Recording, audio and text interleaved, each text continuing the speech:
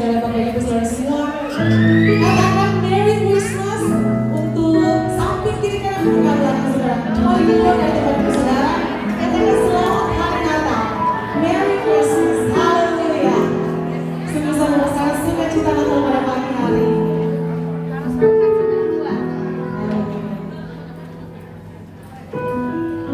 Puji Tuhan, kita akan memulai ibadah kita pada pagi hari ini. Untuk itu mari kita satu dalam doa. Kami bersukacita karena Engkau Allah yang sungguh baik dalam kehidupan kami. Kami berterima kasih karena Engkau Allah yang baik dan menyelamatkan hidup kami menjadi kehidupan yang luar biasa di dalam Engkau Tuhan Yesus. Kami berterima kasih buat pengharapan kebaikan yang Engkau berikan sehingga pada saat ini Tuhan kami dapat bersama-sama untuk memuji, memuliakan, mengagungkan Kau Raja di atas segala raja. Terima kasih Tuhan. Hanya di dalam nama-Mu, darah-Mu yang berkuasa. Haleluya. Mari bersama saya katakan, mari kita kemuliaan dan mulia bagi Tuhan. Haleluya.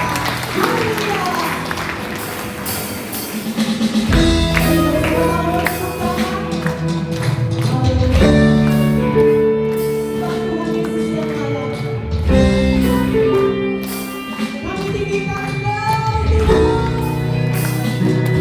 Tuhan.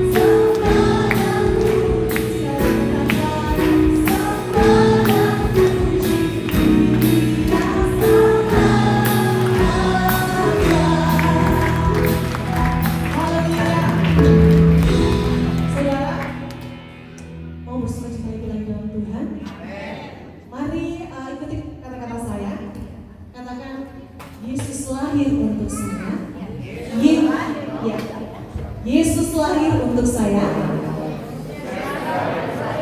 Yesus lahir untuk kamu, kamu, kamu. Tunjuk sambil kiri kanan saudara. Ulang. Yesus lahir untuk kamu, kamu, kamu. Haleluya. Satu kali lagi. Yesus lahir untuk kita semua. Yang lebih besar katakan, Yesus lahir untuk kita semua.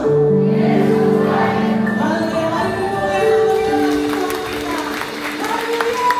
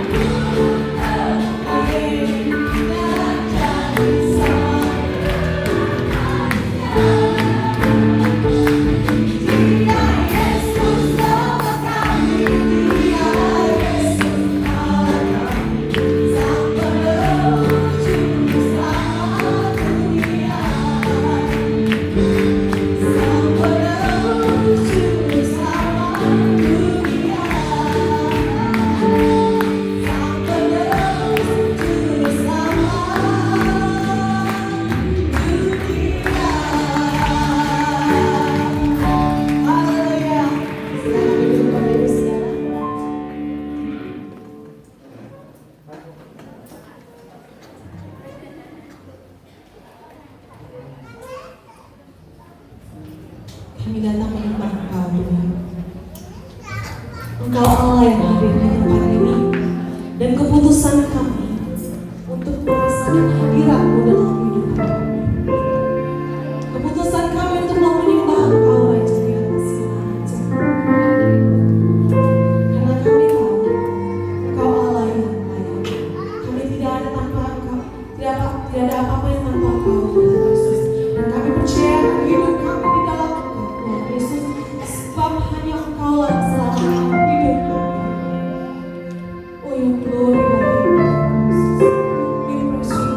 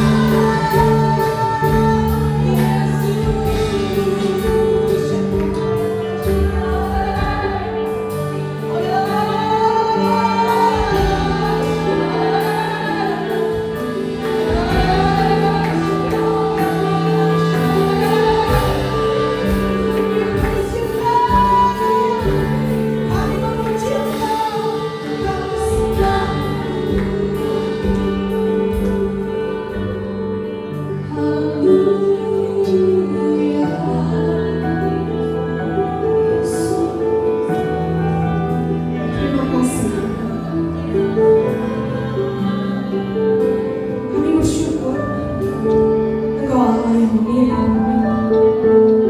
Dan kami sangat bersyukur. Terima kasih.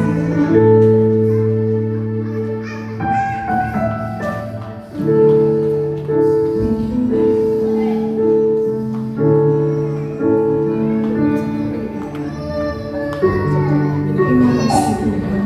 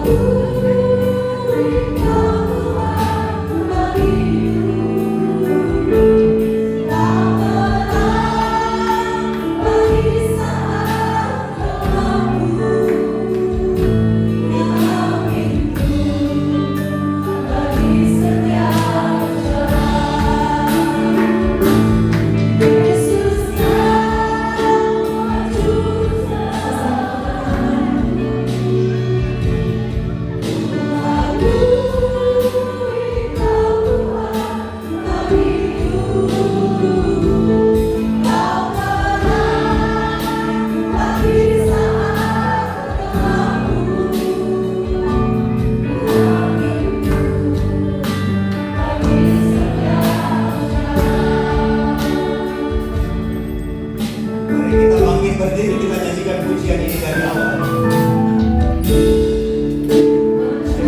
Jadi manusia yang di antara kita, dia bersekinah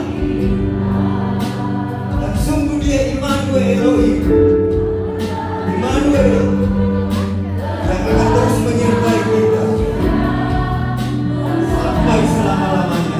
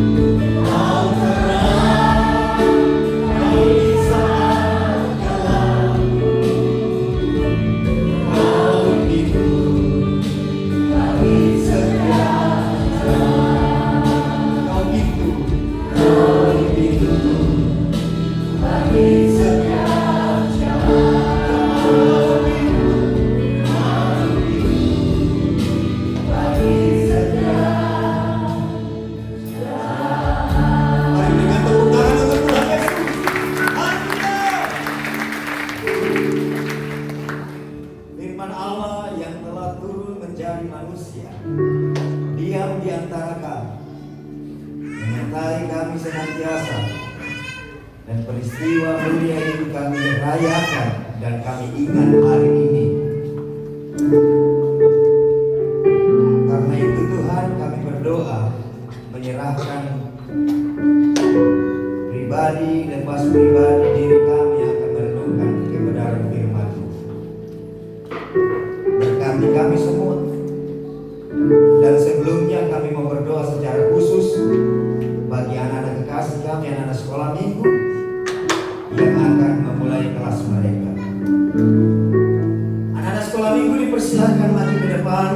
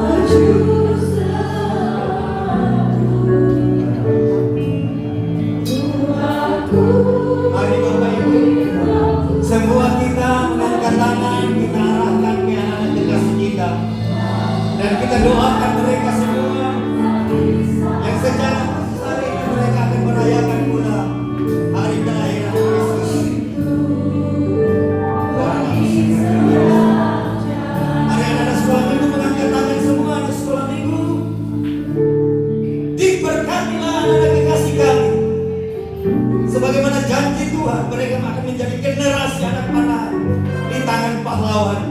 Karena itu Tuhan berkatilah kami, mampukan kami sungguh menjadi pahlawan-pahlawan itu untuk mengarahkan anak panah yang Tuhan percayakan dalam kehidupan kami, supaya mereka dibawa kepada pengenalan takut akan Tuhan.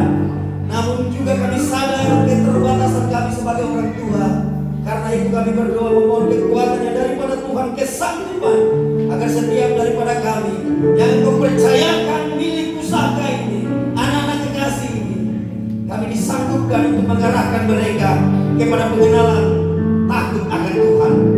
Mereka bertumbuh di pelataran Tuhan sampai putih rambut mereka bersama-sama dari generasi sampai kepada generasi. Yesus Tuhan yang akan dimuliakan. Karena itu kami memberkati anak-anak kekasih kami ini yang akan memulaikan kelas mereka. Berkati guru-guru sekolah minggu dan seluruh pengasuh, mampukan mereka mentransfer kebenaran yang daripada Tuhan. Terima kasih. Dalam nama Tuhan Yesus, setiap anak-anak sekolah minggu yang siap merayakan Natal sama-sama katakan amin. Silakan masuk. Yesus Kaulah juru selamatku.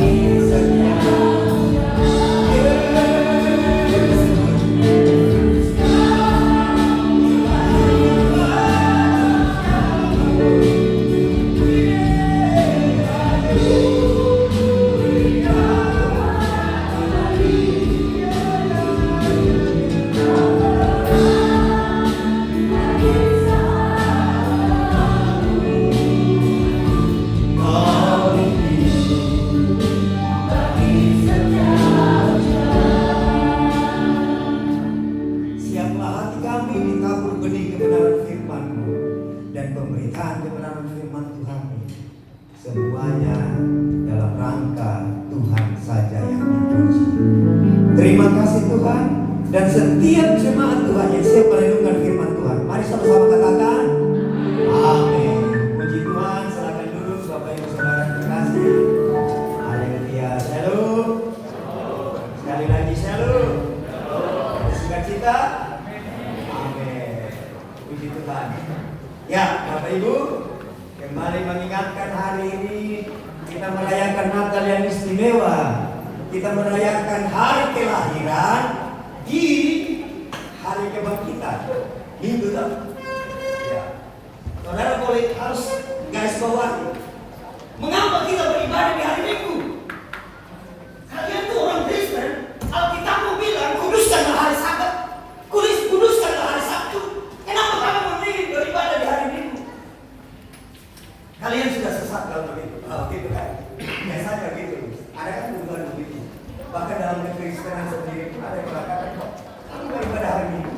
Sebentar, kita dengan tegas mengatakan hari Sabat. Bilang saja begini, bro, sis, Sabat Tuhan dengan Sabat yang diwajibkan kepada orang Yahudi itu beda. Sabat Sabtu yang diwajibkan kepada orang-orang Yahudi, orang-orang Israel, itu adalah gambar tipologi Sabatnya Tuhan. Maka sepanjang perjalanan kehidupan manusia, kalau Bapak Ibu baca di Perjanjian Lama, sebenarnya itu adalah hari ibadah. Amin. Itu digenapi ketika Kristus mati di atas kayu salib. Gorden baik Allah yang tebal itu terbelah dari atas ke bawah. Allah berinisiatif yang memisahkan manusia, pencipta halik dengan makhluk, kemudian robek. Sehingga Bapak Ibu boleh datang kapan saja, tidak ada waktunya, tidak perlu tunggu jam berapa. Saudara boleh datang kapan saja, di mana saja, dalam keadaan apa saja. Amin. Iya. Kalau perjanjian lama ada waktunya. Jam 9, jam 12, jam 3 itu yang paling pokok. Mazmur bilang begitu. Maka ketika Daniel dibuang di Babel, Irak, setiap jam sembahnya dia naik di loteng menghadapkan wajahnya ke kiblat, yaitu bait Allah di Yerusalem. Demikian juga ketika Petrus, kisah para rasul, ketika tiba jam waktu ibadah, dia naik ke atas loteng. Di jam 3 itu dia beribadah. Begitu. Tetapi sejak kematian Kristus di atas kayu salib, semua kemudian termasuk dalam kasih karunia yang ketika saudara dan saya boleh datang kapan saja, jam berapa saja, di mana saja, dalam keadaan apa saja. Amin. Maka Bapak Ibu saudara yang terkasih dalam Tuhan, hari Minggu itu ada yang ibadah jam 7, ada yang ibadah jam 8, bahkan dari pagi tadi ada. Ya tahu? Sehingga ini contoh yang asik. Di beberapa daerah gereja Tuhan itu berdampingan dengan saudara kita yang muslim. Oke? Contohnya di Kendari, hanya dipisah oleh tembok. Maka ketika ada jam-jam ibadah, ada hari perayaan Kristen, kemudian bertepatan dengan jam ibadah saudara kita yang muslim, kita yang fleksibel ini ikut saja. Iya toh? Tarik saja ke belakang duluan atau maju ke depan. Karena kapan saja boleh datang kepada Tuhan. Amin. Persoalannya sudah bebas datang kapan saja, sudah bebas datang dalam keadaan apa saja, sudah bebas di mana saja, dalam keadaan apa saja. Kita tidak memanfaatkan itu. Begitu. Bayangkan saja Bapak Ibu, dalam keadaan apa saja, waktu apa saja, seorang ibu yang akan memuji memuliakan Tuhan kan asik. Sambil menggoreng cumi-cumi, karena ada ranjaunya itu cumi-cumi. Dia ambil cumi-cumi, lalu dia buang. Tuhan Yesus baik, sungguh amat baik untuk selama-lamanya. Ya kan? Sah. Karena memuji muliakan Tuhan itu bicara tentang hati. Amin. Kalau agama, maka Bapak Ibu tidak boleh begitu. Masuk kunci pintu, pakai baju rapi, dan memang perlu juga. Karena agama itu didasarkan pada hukum. Harus begini, harus begitu. Tidak boleh begini, tidak boleh begitu. Ngangkat tangan itu salah, bukan begini. Ngangkat tangan itu yang benar begini. Roda ya ada. Tapi kemudian kita mengangkat tangan sambil ditarik. Bukan soal, ini bicara hati. Karena kekristenan bukan hanya bicara agama, segala aturan-aturan, bukan. Tapi kekristenan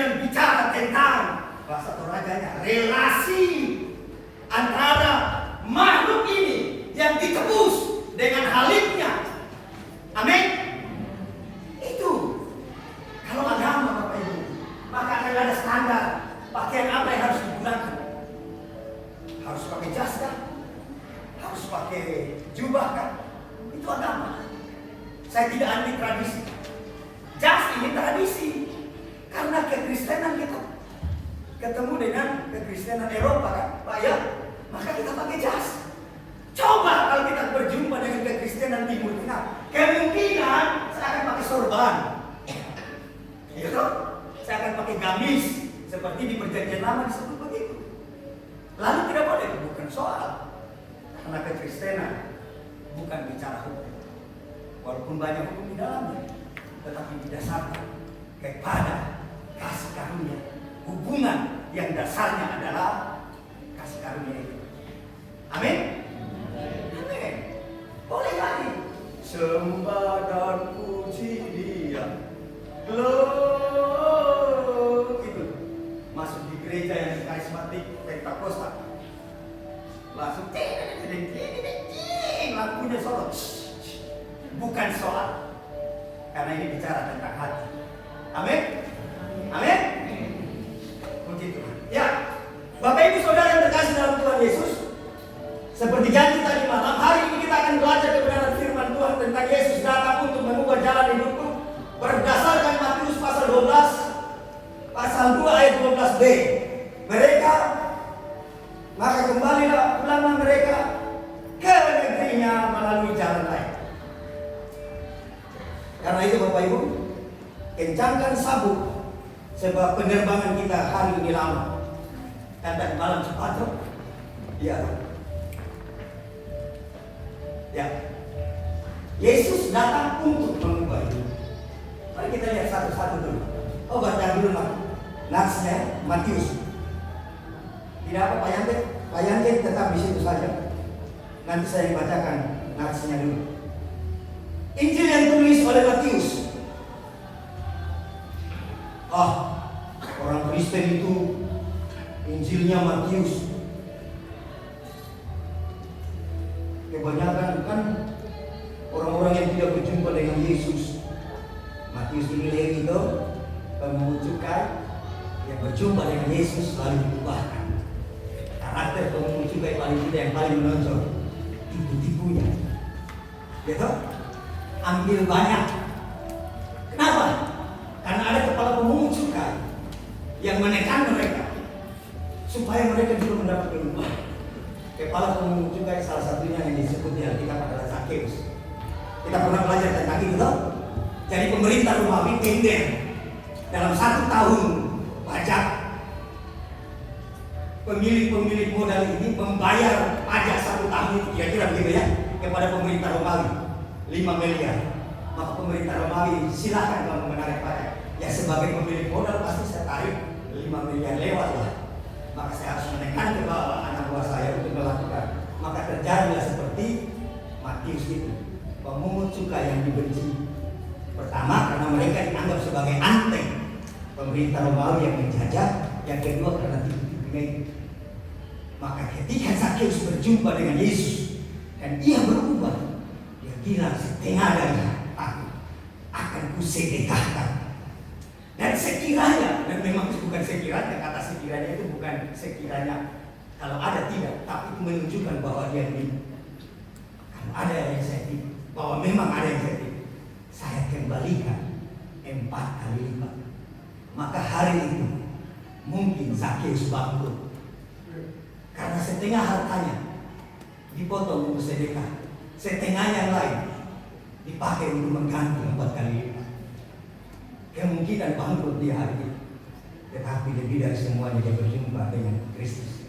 Maka Yesus berkata, di rumah ini terjadi keselamatan. Mana yang lebih penting? Saya menganggap lebih penting keselamatan dan berkat. Bonusnya pastilah Tuhan pelihara. Oke, Bapak Ibu, mari kita buka kitab kita Matius pasal 2. Kita akan bicara tentang Yesus datang untuk mengubah jalan hidup.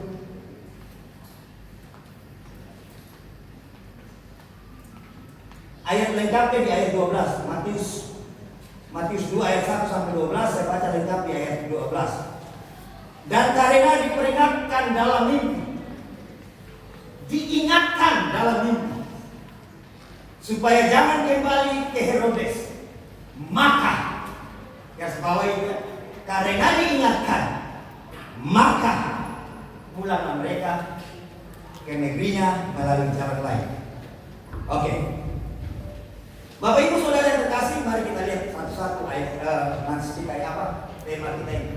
Ini tema Matius 2 ayat 12b itu seperti tadi malam saya bilang, Konferensi Wali Gereja Indonesia, yaitu organisasi di mana gereja Katolik ada di dalamnya, dan PGI yaitu gereja-gereja Protestan, aliran Protestan yang ada di Indonesia ada di PGI. Kemudian mereka bersepakat tahun ini Matius 2 ayat 12b itu adalah tema sentral. Dan saya yakin ini didoakan. Kemudian GBI menetapkan juga dengan nas Matius 2 ayat 12b itu temanya Yesus datang untuk mengubah jalan hidup. Oke. Yesus datang. Hari ini kita sedang merayakan, dan yang terutama kita sedang mengingat tentang kedatangannya. Oke?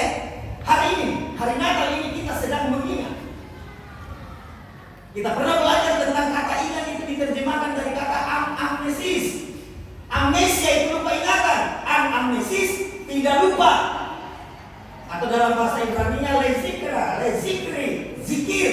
Oke? Kata ingat itu diterjemahkan dari kata zikir.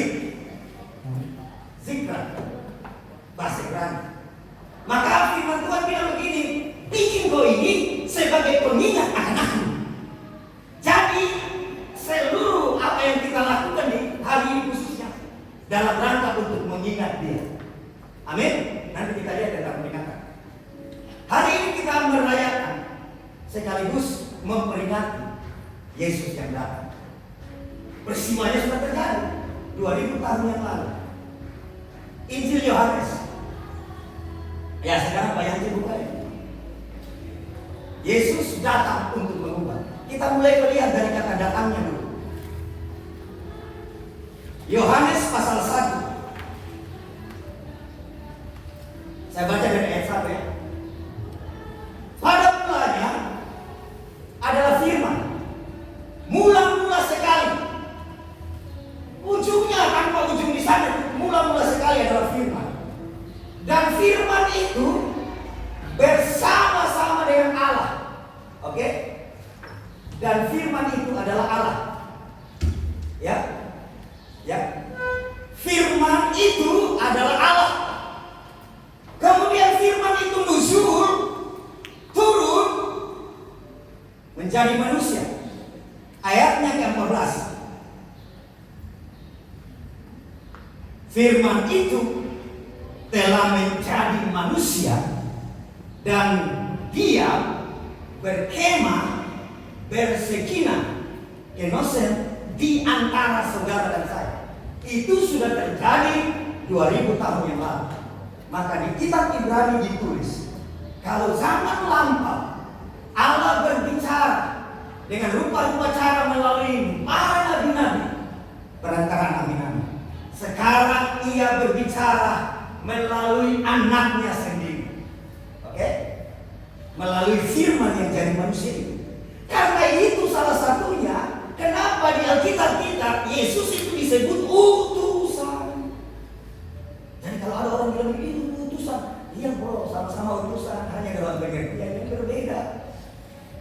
Kalau saya diutus dari Indonesia, diutus ke Amerika, jadi duta, sama-sama utusan. Yesus utusan, bukan dari dunia ini. Oke? Jadi pengutusan Kristus itu berbeda dengan nabi-nabi dan bahkan saudara saya sebagai utusan juga, apostolosnya Tuhan toh. Iya. Tapi di dalam dunia ini, tetapi pengutusan dalam konteks utusan yang disebut di dalam Alkitab yang kadang-kadang orang pakai itu untuk menyerang iman kekristenan itu berbeda. Ya toh. Yohanes pasal berapa? Pasal 3, 17 ayat 3 ya.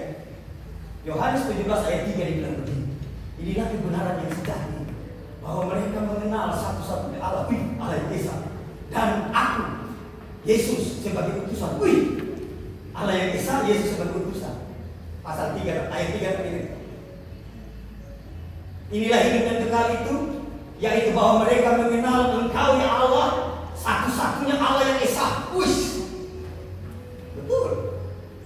dan mengenal Yesus Kristus, mengenal aku kata Tuhan sebagai utusan. Itu beda. Allah yang Esa, Yesus utusan. Tapi sabar dulu. Sebelum ayat 3 selalu perhatikan ayat 2 naik ke atas. Saya mau ulang-ulang ini supaya karena ayat ini sering dipakai untuk kemudian banyak yang saya saksikan di YouTube. Hanya satu ayat ini langsung gugur imannya. Baca dulu dan ayat 2-nya. Yesus bilang begini, sama seperti engkau telah memberikan kepada aku kuasa atas segala yang hidup. Mana ada utusan yang memiliki kuasa sebesar ini kalau bukan dia itu sendiri? Iya toh? Sama seperti engkau ya Allah yang Esa telah memberikan kepadanya yaitu Yesus kuasa atas segala yang hidup. Demikian pula Yesus akan memberikan hidup yang kekal. Bagaimana bisa utusan memberi hidup yang kekal? Tidak mungkin. Oke? Tidak mungkin. Demikian pula Ia akan memberikan hidup yang kekal kepada semua ya Allah yang telah Engkau berikan kepada Kristus. Karena itu Yesus itu terkemuka di bumi maupun di surga. Amin. Segala kuasa, Tuhan bilang begitu toh. Segala kuasa ada pada di dunia maupun di surga. Lalu siapa lagi yang berkuasa di surga kalau bukan Allah? Maka Yesus adalah Allah. Amin. Tapi jangan balik. Allah adalah Yesus, bukan. Berbeda. Karena kita menyembah kepada Allah yang Esa, Allah yang satu di dalam pribadi Bapa, Putra dan Kudus itu. Sekalipun berbeda, tapi tidak mungkin berpisah. Karena hakikat Allah yaitu Bapa tidak mungkin tidak punya firman. Karena tidak mungkin Dia menciptakan tanpa firman. Dan Roh Kudus sebagai hayat hidupnya Allah. Begitu. Jadi bukan Allah yang tiga. Alkitab dengan jelas juga bilang loh bahwa Allah itu Esa. Tetapi kemudian firman Allah yang adalah Allah itu sendiri datang dalam pribadi Yesus. Maka Yesus datang, kata datangnya itu kita rayakan hari ini. Amin. Rayakannya hari ini. Kedatangan 2000 tahun yang lalu. Tapi persoalannya yang penting adalah bahwa Dia datang setiap hari, setiap saat dalam hidup saudara dan saya. Amin. Melalui apa? Melalui ibadah seperti ini, melalui pembacaan firman Tuhan, melalui puji-pujian kepada Dia. Dia datang, hadir berjumpa dengan kita, sehingga seperti tadi dikatakan, Yesus datang untuk mengubah jalan hidup. Jalan itu bicara tentang cara. Apa yang diubahkan? Cara hidup. Paling tidak diubahkan dengan cara berpikir kita, cara kita berperasaan, kemudian cara bertindak kita, karena perasaan dan pikiran kita sudah mengenakan pikiran perasaan Kristus, maka tindakan kita tindakan Kristus. Demikian Rasul Paulus menulis kepada gereja di Filipi dan juga kepada saudara dan saya. Amin. Amin. Oke. Dari pertemuan itu, dari pembacaan kita ini, Bapak Ibu Saudara terkasih dalam Tuhan, mari kita lihat. Sekarang kita baca kembali dari pembacaan kita tadi. Sesudah Yesus dilahirkan di Bethlehem, Matius pasal 2 ayatnya. Matius pasal 2 ayatnya yang pertama. Matius pasal 2 ayat 1. Nah, sekarang kita mau melihat ini.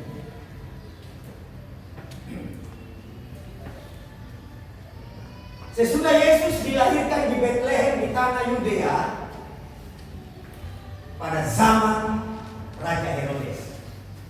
Bapak Ibu, Natal itu bukan hanya peristiwa iman yang diimani orang Kristen. Kalau hanya peristiwa iman, maka dunia ini akan bilang, iya memang kan kita percayamu bahwa Yesus itu datang, Yesus itu lahir. Kepercayaanmu itu kalau peristiwa iman. Beberapa saat yang lalu ketika saya berdiskusi dengan seorang bapak itu umur 72 tahun, bicara tentang Alkitab, banyak hal yang dia sampaikan. Saya hanya bilang begini, itu menurut versi Bapak ya, menurut iman Bapak. Dia bilang iya. Selalu saya sampaikan begitu. Ketika dia menyatakan sesuatu hal yang berbeda dari Alkitab, selalu saya bilang saya hormati cara berpikir Bapak, termasuk tentang Alkitab yang dipalsukan. Tetapi bagi dia Alkitab itu tidak palsu. Pengertian dia Alkitab itu berubah-ubah teks terjemahannya, sehingga itu yang dimaksud palsu bagi dia. Jadi saya bilang itu menurut Bapak ya, menurut iman Bapak. Jadi kalau Natal itu hanya peristiwa iman, maka hanya diyakini oleh orang-orang Kristen. Karena kau imani begitu, tetapi Natal ini peristiwa sejarah. Maka ditulis di situ pada zaman Raja Herodes. Baca sejarah Romawi, ada seorang raja namanya Herodes. Jadi tidak bisa terbantahkan.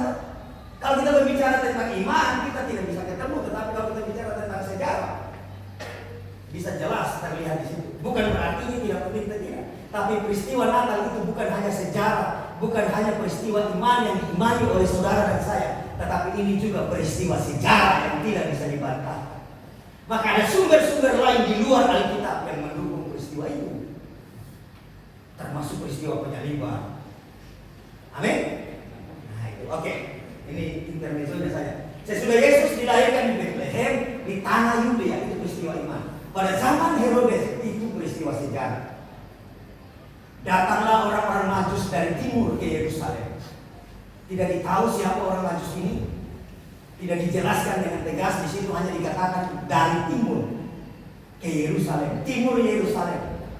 Dan tulisan bapak-bapak gereja yang lain menyatakan bahwa kemungkinan mereka adalah tokoh-tokoh penting dari agama atau para pemikir-pemikir yang ada di Iran dan Babel, Persia, Iran sekarang, dan Babilonia, Irak sekarang. Mereka datang. Yang jelas mereka datang jauh dari Yerusalem. Dalam rangka apa?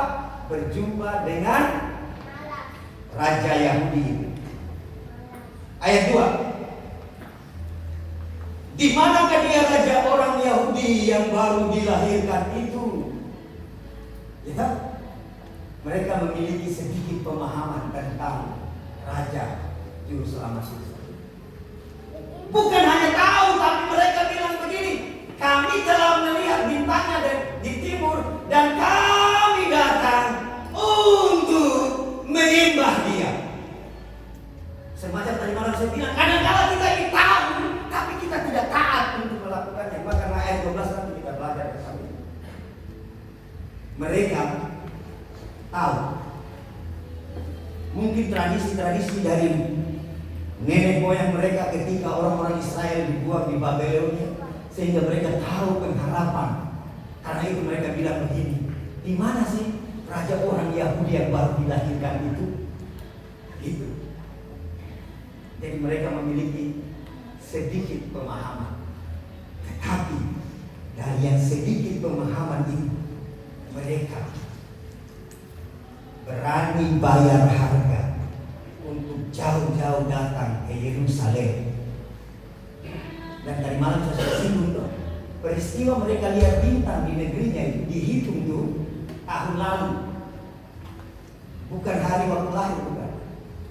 Maka kalau Bapak Ibu baca selanjutnya Matius, nanti Bapak Ibu temukan orang-orang Majus ini menjumpai Yesus bukan di kandang, walaupun di gambar biasa ada di kandang. Mereka menjumpai Tuhan Yesus itu sudah di rumah. Yusuf dan Maria sudah tinggal di rumah, dan Yesus kurang lebih umurnya 2 tahun ke bawah, sesuai dengan perintah Raja Herodes untuk membunuh semua anak laki-laki yang dari 2 tahun ke bawah. Perhatikan, mereka menghitung tahun lalu, melihat bintang itu. Lalu kemudian mereka mempersiapkan diri mereka sedemikian untuk melakukan ekspedisi perjalanan yang cukup jauh. Rombongan. Demi apa? Kami telah melihat bintangnya di timur. Kami telah melihat bintangnya di timur tahun lalu. Dan kami datang sekarang untuk menyembah. Bapak Ibu, tadi malam saya bilang, tahun depan ini banyak kabar-kabar yang kita dengar sekarang menggelisahkan dan mengkhawatirkan. Ya kan? Termasuk krisis lah, gelap lah. Tapi kan kami telah melihat bintangnya sebelum kami masuk tahun itu. Dan kami percaya terang Tuhan akan terus bercahaya dalam kehidupan kami. Amin. Karena itu seperti yang saya bilang tadi malam, maka ini sekaligus warning bagi kita. Apakah tahun depan kita masih memiliki kerinduan untuk mencari Tuhan?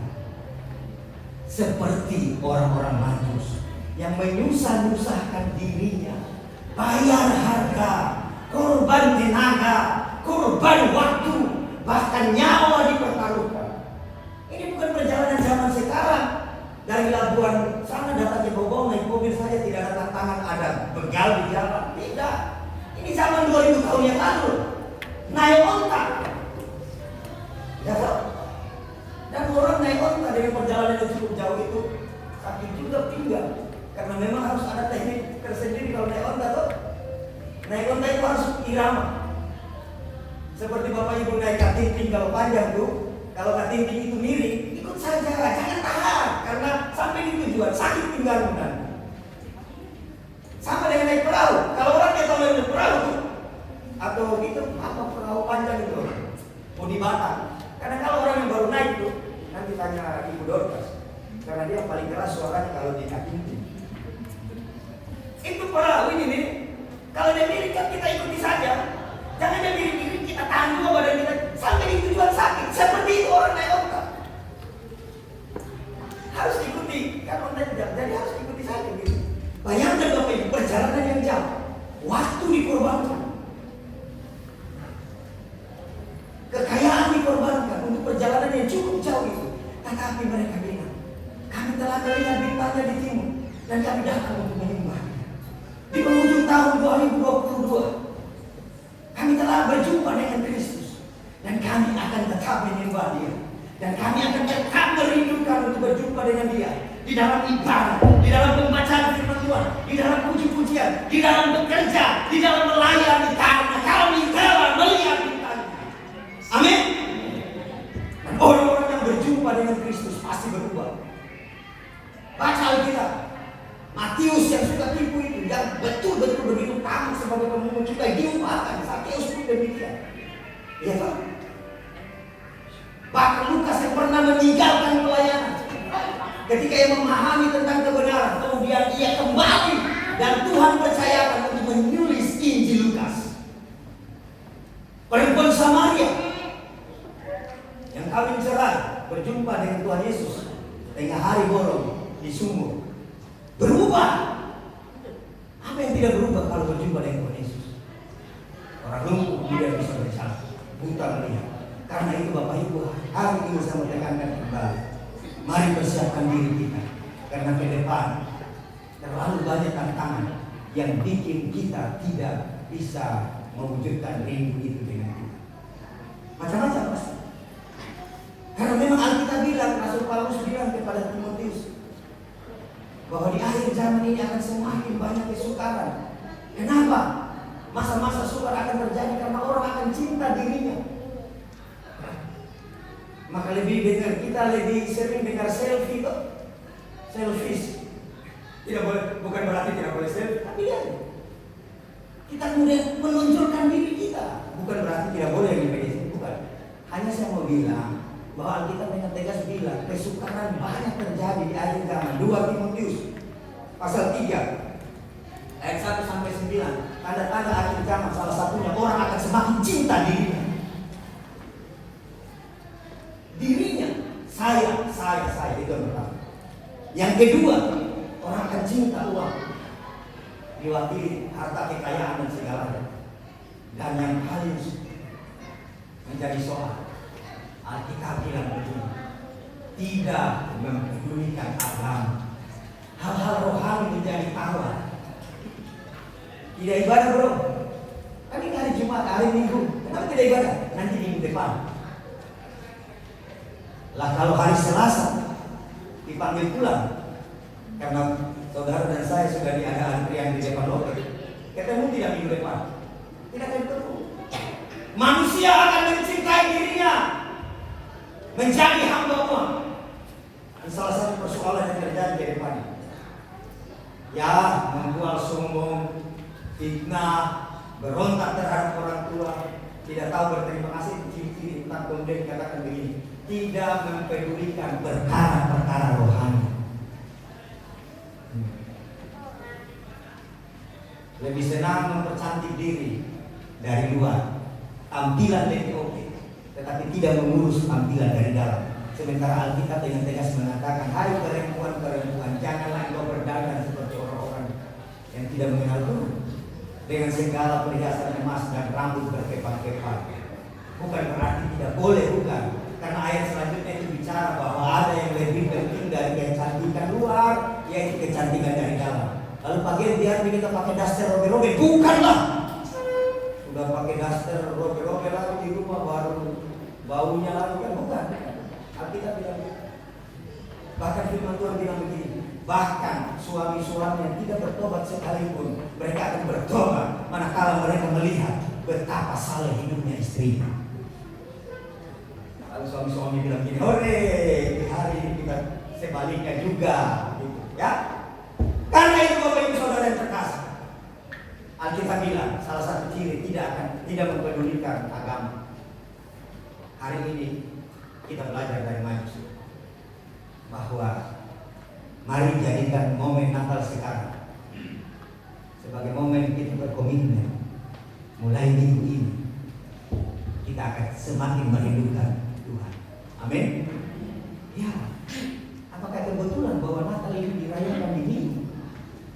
Coba hitung Bapak Ibu, kapan kita ketemu lagi dengan hari kelahiran yang dirayakan di hari kebangkitan? Bahkan dari malam saya sempat bilang, minggu depan ini, kalau Bapak Ibu suka yang cocolot gitu, minggu depan ini hari pertama, bulan pertama, apalagi minggu pertama, perjamuan kudus pertama di tahun yang baru. Iya tak? Iya. Hari minggu depan nih, tanggal 1 itu hari pertama di tahun yang baru, di minggu yang baru pertama, bulan yang pertama, dan kita akan merayakan mengingat melalui perjamuan kudus. Karena itu mari bangkitkan kerinduan seperti orang Majus yang datang jauh-jauh demi berjumpa Yesus. Amin. Amin. Korbankanlah waktu untuk bersekutu seperti ini. Kita melatih diri bersekutu seperti ini supaya di hari-hari kita yang lain, Senin, Selasa, Rabu, Kamis, di pekerjaan, di usaha, di kegiatan-kegiatan lain kita terus terkonek dengan Tuhan. Seperti para Majus yang berkata, kami telah melihat bintangnya di timur dan kami datang untuk menyembah Tuhan. Amin. Bahkan bukan hanya sekedar datang menyembah. Tadi malam di fragmen, orang Majus datang mempersembahkan mazmur dan kemenyan. Karena itu firman Tuhan juga bilang begini, jangan menghampiri aku dengan tangan kosong. Amin. Amin. Saya tidak bicara tentang uang persembahan, bukan. Tapi ini kita sedang bicara tentang mari datang sungguh-sungguh dengan Tuhan. Ketika kita menyanyi, mari bersungguh-sungguh dengan Tuhan. Ketika kita melayani, mari sungguh-sungguh. Karena firman Tuhan juga bilang begini, aku menjelajah muka bumi ini untuk mencari orang yang bersungguh-sungguh hati dengan aku. Dalam rangka apa? Aku beri kemampuan, aku beri kekuatan, aku berkati dia. Amin. Aku mencari orang yang antusias, bersungguh-sungguh, enteos, ada Tuhan di dalam. Karena itu Bapak Ibu Saudara yang terkasih, hari ini kita belajar yang pertama. Mari jadikan ini momen kerinduan kita akan Tuhan. Berjumpa di dalam persekutuan, berjumpa di dalam penyembahan pribadi kita. Terserah di bentuknya bagaimana toh? Iya tidak? Sekali lagi, bukan bicara cara, tapi ini bicara tentang hati. Oke, lanjut. Sebentar, saya perhatikan dulu. Masih siap? Masih siap mendengarkan? Masih siap mendengar? Siap? Ya, karena saya juga siap berbicara. Kan kalau dibanding yang capek berbicara saya, karena kita berbicara, saya berdiri. Bapak Ibu mendengar, Bapak Ibu duduk. Oke, lanjut. Ketika Raja Herodes mendengar itu, terkejutlah ia beserta seluruhnya ke Yerusalem. Hah? Jadi gini. Herodes ini memang dia bukan orang Yahudi asli. Ini raja boneka sih, bukan Romawi. Jadi Herodes itu istilah sama dengan Firaun. Firaun itu bukan satu orang. Jadi itu gelar ya, itu gelar. Jadi ini Herodes. Herodes itu yang ini Herodes Agung. Ini paling jahat. Sampai bunuh istri, bunuh mertua, bunuh anak. Karena apa? Nanti mereka pendeta saya. Begitu saking jahatnya orang ini. Bahkan kejahatannya Alkitab tulis dia tega memerintahkan, mengeluarkan surat perintah bunuh semua anak laki-laki yang umur 2 tahun ke bawah. Bayangkan Bapak Ibu, kalau ada perintah begini, semua anak-anak laki-laki yang ada di warung museum bunuh. Ngeri tidak? Ngeri. Ya, ketika Raja Herodes mendengar hal itu, terkejutlah ia beserta seluruh orang-orang di Yerusalem. Wah, ada raja. Kok begitu ya? Saya baru tahu begini. Begitu ya. Lalu kemudian ayat selanjutnya bilang begini. Maka dikumpulkanlah semua imam kepala dan ahli Taurat bangsa Yahudi. Lalu dimintanya keterangan dari mereka di mana Mesias akan dilahirkan. Dari soal cara ini benar, ya. Dari soal cara ini benar. Minta orang yang expert, yang ahli di bidangnya, begitu toh? Maka Bapak Ibu, ya perlu kalau mau bicara tentang cara, ya sesama pengusaha lah berkumpul lalu bagaimana pengalamanmu dan sebagainya. Tidak perlu begitu. Kalau mau tanya tentang teknik, ya tanya Pak Riki, ya itu benar. Herodes ini cari yang ahlinya. Kita harus tanya. Saya tidak tahu, saya harus tanya. Tapi masalahnya niatnya itu. Maka cara harus benar. Niat harus benar. Iya tidak? Satu kali ada kera kemasukan pasir matanya, kera kecil. Lalu ada kera besar bilang begini, wah ini perlu ini, jangan sampai buta nih. Dia ambil pisau, dia cucil biji matanya kera kecil itu. Niatnya benar. Dia ambil biji mata itu, dia bawa ke tali lalu dicuci. Niatnya benar, jangan sampai gara-gara pasir itu buta matanya nanti. Niatnya benar, caranya salah. Maka Bapak Ibu Saudara terkasih, niat benar tidak menghalalkan cara. Saya ingin tolong dia, maka saya harus merampok. Tidak ada Robin Hood di Alkitab, tidak ada. Oke? Lalu ditanyalah kepada yang ahli, yang tahu. Apa yang mereka bilang begini? Apa yang mereka jawab? Mereka berkata kepada Herodes. Ketika Herodes bertanya begini, ya diminta keterangan, mereka jawab begini. Di Bethlehem di tanah Yudea, karena demikianlah ada tertulis dalam Alkitab. Hei, kau tahu ada di Alkitab, tapi mengapa kau tidak menunggu-nunggu kelahiran raja itu? Ya tak? Bukankah kita juga begitu? Kita baca, tapi kita tidak belajar untuk taat. Bagaimana bisa Yesus datang dan mengubah jalan kehidupan orang Majus? Yang pertama, jawabannya karena mereka taat. Tapi sebelum taat itu nanti kita lihat poin 1 dan 2, tapi paling tidak langsung kepada intinya isinya yang saya mau bilang. Bagi kita ada satu hukum yang berlaku. Saya dengar dan saya taat. Amin. Amin. Yang kayak bahasa sedikit apa? Ya Arab-Arab. Samina. Ana dengar samina. Wa dan saya taat. Itu guru-guru Yahudi mengajarkan begitu. Kemudian diarabisasi menjadi samina wa taat. Saya dengar dan saya lakukan. Karena Tuhan bilang begini, kalau engkau mengasihi aku, kamu akan melakukan apa yang kuperintahkan kepada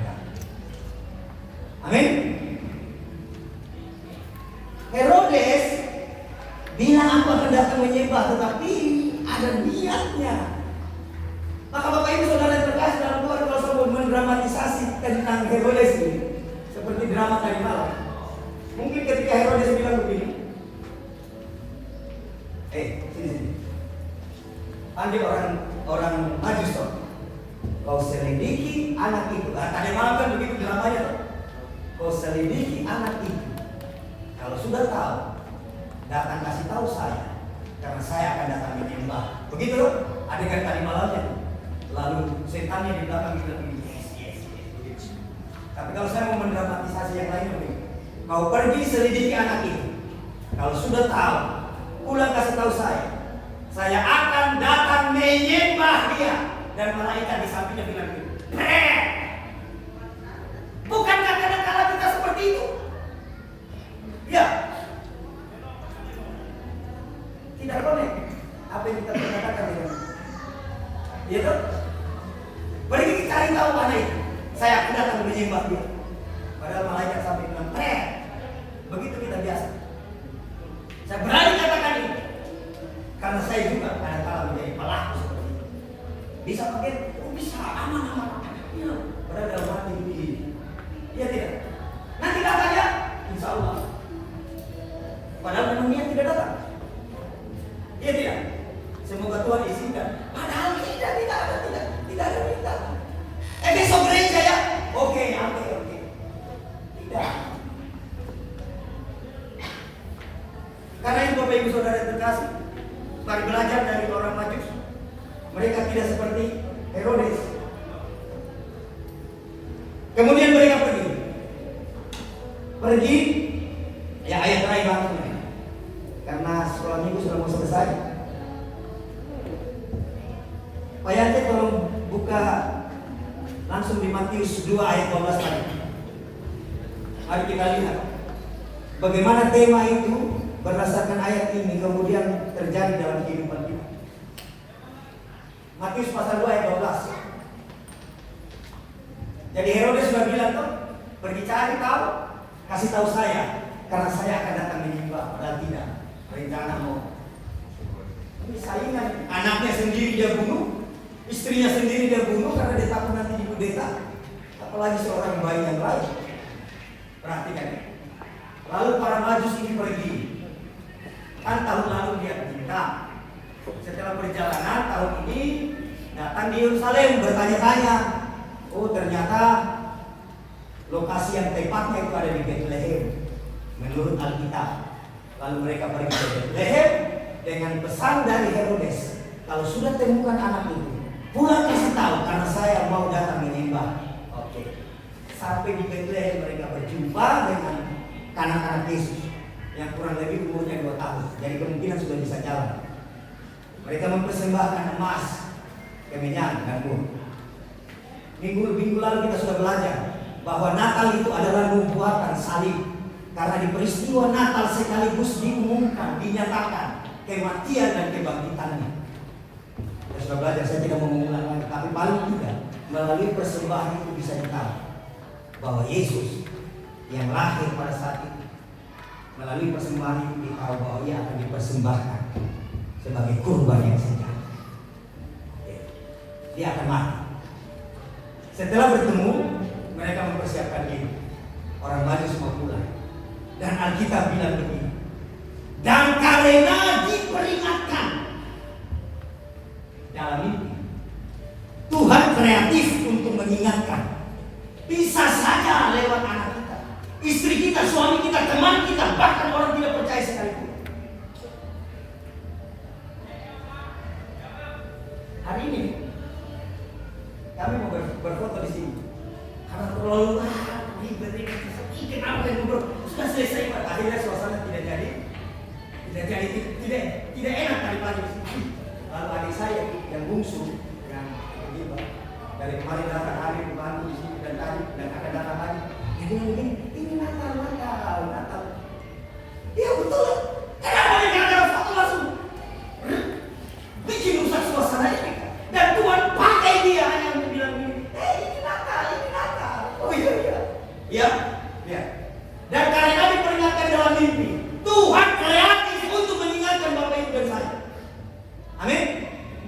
Dan puncak Tuhan cara mengingatkan lewat Alkitab. Ada peringatan. Karena itu Alkitab bilang begini, dirikanlah rambu-rambu, tanda-tanda sebagai peringatan. Tuhan ingatkan, jangan.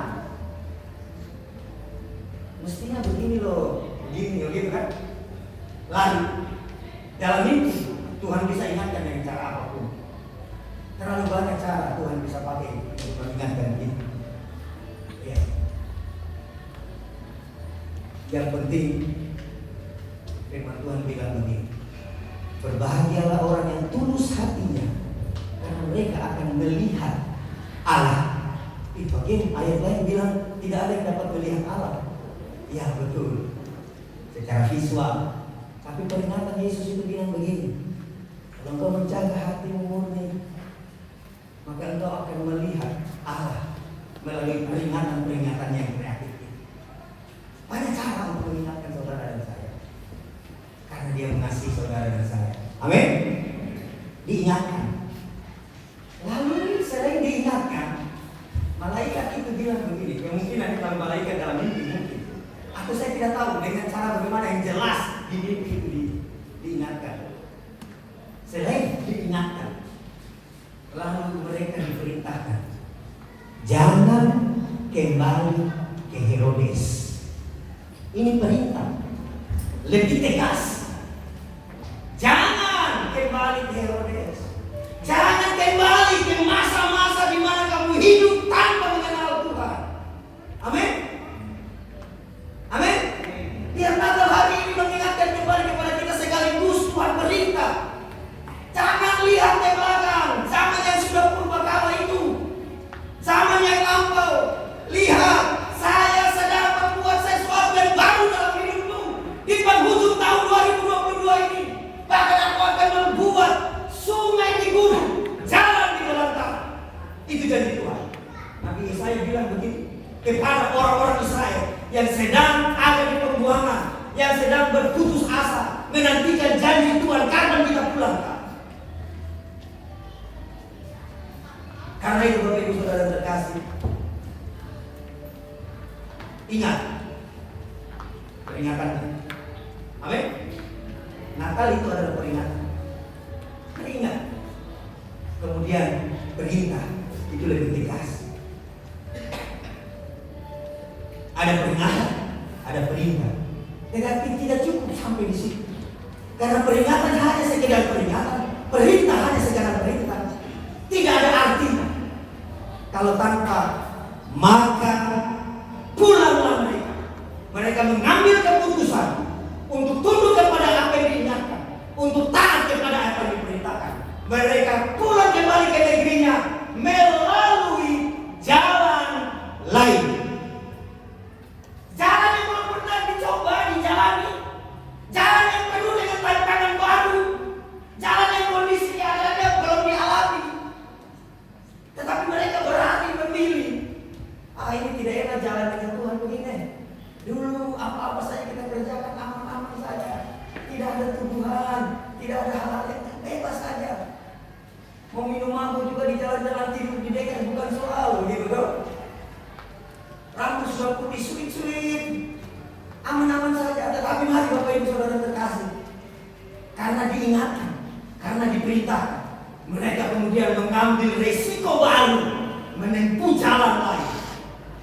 Karena itu Bapak Ibu Saudara terkasih, Natal ini kita berkomitmen, kita akan menempuh jalan lain, cara hidup yang baru di dalam Kristus. Ini komitmen kita. Amin. Bukan hanya Bapak Ibu tentunya, saya juga. Karena firman itu diarahkan kepada saudara, juga terarah kepada saya. Seperti pedang yang bermata dua. Tajamnya ke Bapak Ibu, tajamnya juga ke saya. Makanya pernah saya kesaksian tuh, berat waktu menyampaikan kebenaran, lalu tidak hidup di dalam kebenaran itu, tersiksa. Tapi puji Tuhan, manakala kita datang 1 Yohanes 1 ayat 9, Tuhan, saya ini Tuhan, saya ini Tuhan. Tuhan bilang, jika kamu mengaku dosa, Dia setia. Amin. Setia itu tidak ada ujungnya. tapi juga Dia adil. Dia setia mengampuni dosa dan adil, menyucikan kita dari pelanggaran. Karena itu Bapak Ibu Saudara terkasih, apapun yang kita sedang kumpulkan hari-hari ini, apapun yang sedang kita risaukan, atau mungkin ada hal-hal yang kita sedang cita-citakan, atau mungkin masalah menekan kita, mari kita bertindak seperti orang Majus. Karena perjumpaannya dengan Kristus, sekalipun Kristus pada saat itu usianya masih anak-anak, tetapi itu cukup bagi mereka untuk memilih jalan lain, jalan yang penuh dengan risiko baru, jalan yang belum pernah mereka jalani waktu seperti mereka datang. Lebih enak kan kita tempuh jalan yang datangnya, kita sudah tahu tantangannya. Tapi ini karena diingatkan, karena diperintahkan, mereka taat. Dan Alkitab janji, kita taat karena kita mengasihi Tuhan. Tetapi oleh ketaatan ini, Tuhan akan menambah-nambahkan segala apa yang saudara dan saya perlukan. Amin. Carilah dahulu kerajaan Allah dan kebenaran, yaitu taatlah dahulu, maka akan ditambah kepadamu. Tidak akan kehilangan upah, tidak akan kehilangan pahala ketika kita mengingat dan mentaati apa yang Tuhan mau dalam hidup kita. Yang pegawai negeri, yang pengusaha bekerja dalam kebenaran walaupun tantangan itu jatuh baru loh. Yang pelayanan itu mari pelayan apapun, karena apapun yang kita kerjakan itu pelayanan. Ibu rumah tangga, semua gitu. Bahwa tahun depan ini di momen mulai dari momen 25 Desember 2022 ini, kita akan jalani jalan baru karena kita sudah berjumpa dengan Yesus. Dia datang di masing-masing kita. Amin. Tuhan Yesus memberkati. Amin. Mari kita mau berdoa.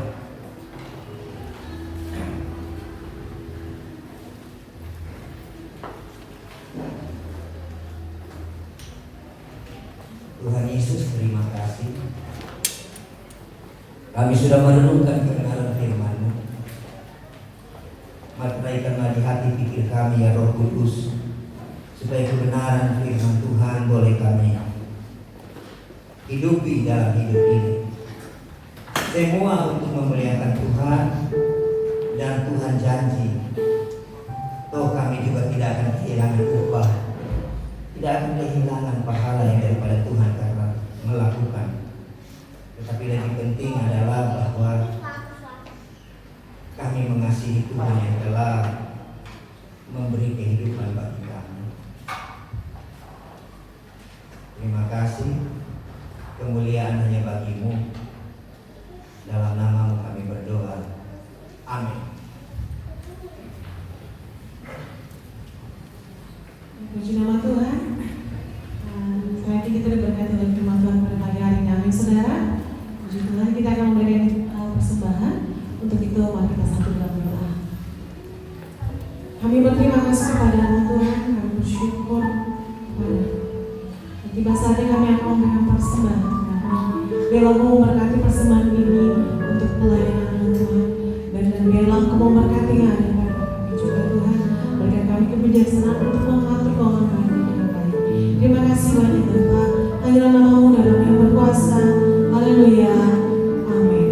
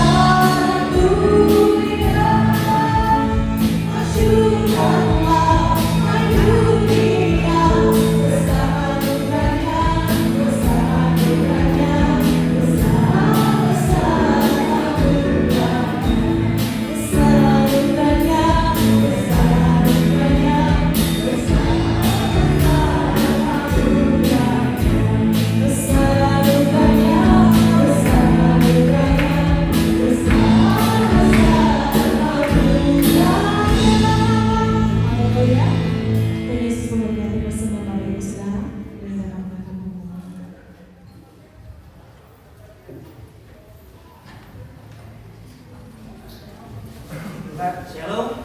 Ya, Bapak Ibu Saudara terkasih, sebelum kita kembali mengakhiri ibadah, ada beberapa penyampaian. Penyampaian pertama untuk seluruh tim prophetic yang melayani hari ini, sebentar kita akan berfoto seperti yang tadi malam. Berikutnya sesudah ibadah ini kita akan berfellowship.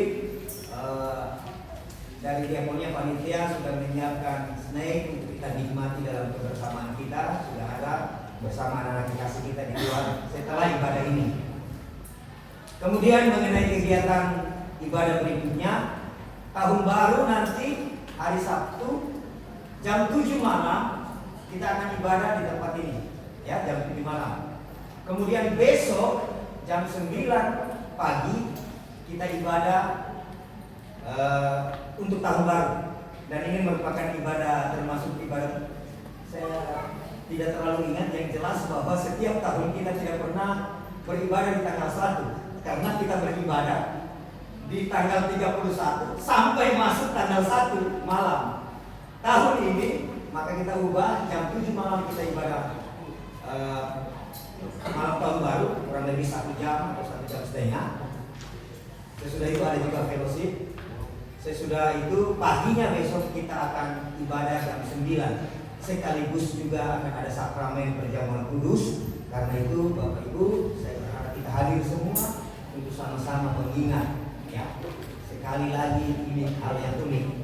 Kita akan masuk di tahun yang baru hari pertama sambil mengingat kurban Kristus. Itu mengenai kegiatan ibadah malam tahun baru dan tahun baru. Berikutnya di malam tahun baru akan ada door prize. Untuk bikin rame-rame saja. Karena itu bagi Bapak Ibu yang mau berpartisipasi, bukan tukar kado. Kalau tukar kado kan semua harus bawa kado. Lalu kita tukar-tukaran, tidak. Bagi semua Bapak Ibu yang mau berpartisipasi untuk door prize-nya, silahkan Bapak Ibu siapkan. Kalau bisa dibungkus dengan kertas kopi yang coklat tuh, biar semua sama. Semalam saya sudah terima ada helm, satu rahasia di pagi-pagi saya lihat helm Repsol. Lalu saya bilang, Tuhan berkati saya dengan helm ini. Amin. Ternyata pendeta juga punya kayak gini. Ya ada lah mas. Ada handuk kalau tidak salah, saya belum lihat baju-baju produk dari toko, ya. Terima kasih untuk dukungan yang pertama. Nanti seksi panitia diakoni juga akan menyiapkan. Gitu. Artinya yang penting di sini itu bukan menjadi sesuatu yang menjadi halangan sehingga Bapak Ibu tidak datang, jangan. Siapkan saja apa saja yang bisa untuk mendukung, biar buat rame-rame saja malam minggu itu, ya. Mungkin ada yang akan bungkus kunci mobil, walaupun kuncinya saja, jadi jadi rame kok, bikin rame gitu. Bukan mobilnya, ya. Itu untuk ini, ya. Oke. Untuk kesekian kali saya mau berterima kasih kepada kita semua keluarga besar GBI Rumah Doa Bau yang sudah mendukung seluruh rangkaian ibadah malam Natal dan Tahun Baru nanti. Tuhan Yesus memberkati segala jeri lelah Bapak Ibu. Ingat itu, bahwa di dalam persekutuan dengan Tuhan, segala jeri lelah kita tidak akan sia-sia. Amin. Ada Ibu Ida dulu koordinator di sini, termasuk hamba Tuhan pernah ingatkan saya kenapa saya jadi semangat. Dia bilang begitu. Kalau engkau layani Tuhan dengan pengalamanmu, dengan hikmatmu, dengan pengetahuanmu, Tuhan akan menambahkan itu. Semakin ditambahkan pengetahuan, semakin ditambahkan hikmat. Kalau Tuhan, engkau layani Tuhan dengan kekayaanmu, dengan kepemilikanmu, Tuhan akan semakin berkati engkau. Kalau saya berpikir, sepertinya dua itu tidak ada di saya, ya. Lalu satu dia bilang begini, kalau engkau layani Tuhan dengan tenagamu, Tuhan akan pelihara kesehatanmu. Itu saya semangat. Kenapa? Karena saya penyakit banget. Lalu karena motivasi saya melayani Tuhan, saya melayani Tuhan pertama sampai ditugaskan banyak-banyak hal. Dan puji Tuhan, maafnya sembuh. Walaupun kadang-kadang perlu harus jaga, kalau begitu jaga. Karena itu saya mau bilang, ini bukan khotbah saya bikin doa. Layanilah Tuhan. Karena jeri lelah kita di dalam Tuhan tidak akan sia-sia. Yang bekerja, yang berusaha, pegawai negeri, swasta, kerjakan sungguh-sungguh. Karena kita melayani Tuhan. Amin. Tuhan Yesus memberkati. Mari bangkit berdiri, kita akan akhiri ibadah kita.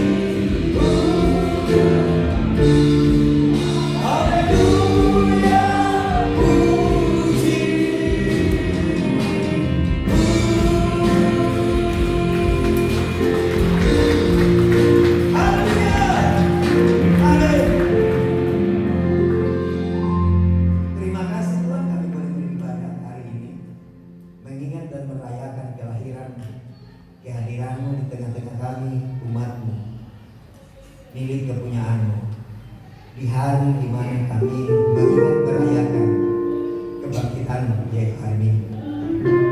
Sekarang kami akan kembali ke rumah kami masing-masing. Sebelum mengakhiri ibadah ini, layakanlah hamba-Mu ini untuk menjadi saluran berkat, menumpangkan tangan supaya kami terima berkat dari Tuhan dalam nama Yesus. Karena itu Bapak Ibu, kembalilah dalam kehidupanmu, arahkanlah senantiasa hati dan pikirmu kepada Tuhan. Seperti firman yang disampaikan kepada kita hari ini, Tuhan mau supaya kita mengarahkan hati kita kepada peringatannya. Tuhan mau supaya kita mengarahkan hati kita kepada perintahnya. Lalu kita taat, bahkan sekalipun harus menempuh jalan yang lain, jalan yang berisiko, jalan yang baru, jalan yang penuh dengan pergumulan. Tetapi percayalah janji Tuhan bahwa di kesudahan segala sesuatu ada berkat besar yang Tuhan janjikan, dan lebih dari semua berkat adalah keselamatan. Karena itu dengan iman terimalah berkat, kasih karunia, damai sejahtera yang bersumber dari Allah Bapa Pencipta langit dan bumi, kasih karunia yang melampaui segala akal pikir manusia, yang dinyatakan di dalam cinta kasih Yesus Kristus Tuhan Juru Selamat kita, yang hari ini kita peringati kelahirannya, dan di dalam persekutuan Roh Kudus yang senantiasa menyertai membimbing. Kasih karunia damai sejahtera bercurah atas kita semua hari ini, bahkan sampai selama-lamanya. Tuhan yang akan senantiasa memampukan engkau dan saya untuk hidup dalam kebenarannya demi kemuliaan Tuhan hari ini, bahkan sampai Maranatha Tuhan datang kali kedua. Di dalam berkat Allah Bapa, Putra dan Roh Kudus, dalam nama Tuhan Yesus, setiap kita yang diberkati Tuhan, mari bersama-sama katakan amin. Tuhan Yesus memberkati ibadah selesai. Selamat Natal dan selamat menyambut tahun baru.